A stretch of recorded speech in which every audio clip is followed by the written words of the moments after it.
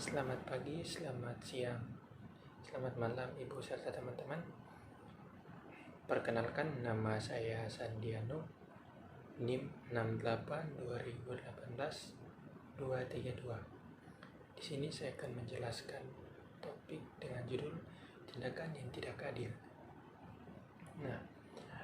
Dalam pembahasan kali ini saya mengangkat 3 bagian, yaitu ciri-ciri ketidakadilan, contoh nyata ketidakadilan, dengan cara mengatasi ketidakadilan. Namun sebelum kita masuk ke 3 pembahasan ini, pertama-tama itu kita harus mengetahui dulu apa sih itu ketidakadilan. Ketidakadilan itu ialah suatu tindakan oleh lembaga sosial maupun perorangan yang memihak pada salah satu dari kedua belah pihak yang bersengketa. Tindakan ini merupakan tindakan semena-mena, di mana tindakan ini mereka buat sesuka-suka mereka. Semisal orang yang mereka senangi atau mereka suka, walaupun dia membuat kesalahan, mereka tetap benarkan. Seperti itu contohnya. Yang berikutnya kita akan masuk pada bagian 1, yaitu ciri-ciri ketidakadilan.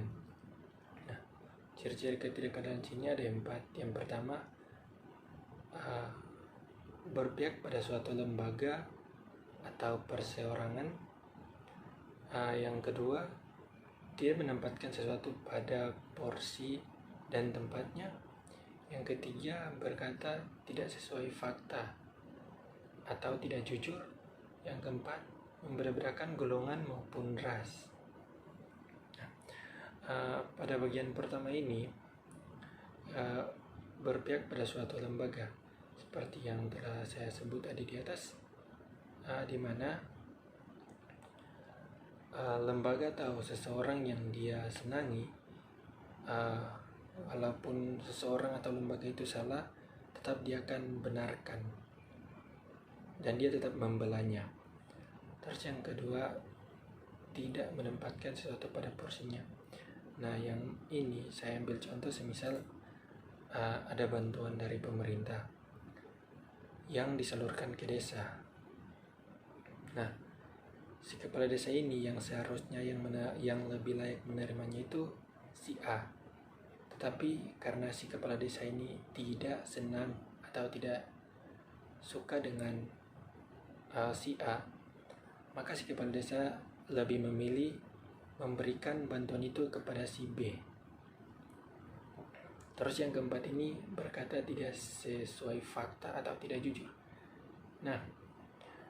Ambil contoh lagi di yang nomor 2. Setelah si kepala desa memberikannya si bantuan itu kepada si B, si kepala desa memberikan laporan kepada atasannya bahwa bantuan yang diberikan kepada si A sudah tersalur dengan baik kepada si A, padahal dia tidak memberikan kepada si A, tetapi dia memberikan kepada si B.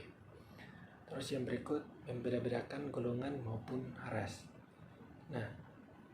Di sini itu masih banyak terjadi, di mana ada beberapa orang yang bertemannya masih memilih-milih, dia mau berteman sama orang yang ada uang saja ataupun orang yang seras dengan dia. Kemudian yang berikut, contoh nyata ketidakadilan. Saya mengambil contoh di sini, yaitu koruptor dengan pencuri sandal jepit di Palu, Sulawesi. Di mana mereka ini sama-sama mencuri. Koruptor mencuri uang rakyat, sedangkan si pencuri ini mengambil sandal jepit seharga 30.000. Si pencuri yang mencuri sandal jepit ini terancam 5 tahun penjara dan dipenjara di tempat yang tidak ada tempat tidurnya, hanya beralaskan kardus. Tapi si koruptor yang mengambil uang rakyat dengan mungkin puluhan juta atau sampai miliaran, dia dipenjara di penjara yang mewah, ada tempat tidur, ada kasur, ada TV, seperti kayak kos-kosan yang fasilitasnya lengkap. Nah, menurut saya itu sudah tidak adil. Seharusnya keduanya merasakan hal yang sama, karena di sini mereka berdua sama-sama mencuri. Terus yang berikut, cara mengatasi ketidakadilan. Yang pertama itu pembuatan undang-undang yang tegas kepada orang-orang yang melakukan rasisme atau rasisme. Terus yang kedua, memberikan hukuman yang setimpal sesuai dengan kesalahan yang dia buat. Yang ketiga, memperketat lembaga-lembaga yang ada di negara. Nah, yang memperketat lembaga-lembaga yang ada di negara, kita ambil kasus juga Gayus Tambunan, di mana dia seorang koruptor dan dia sementara di penjara, tetapi dia masih bisa sempat berlibur ke Bali. Makanya di sini pemerintah lebih mempertegas lembaga-lembaga terkait agar kedepannya tidak terjadi hal-hal seperti ini lagi.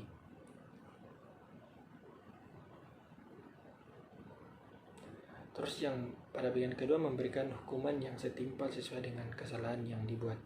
Nah, seperti contoh tadi, koruptor dan si pencuri sandal jepit, seharusnya mereka berdua memiliki hukuman yang sama dan dipenjarakan di satu penjara yang mungkin sama.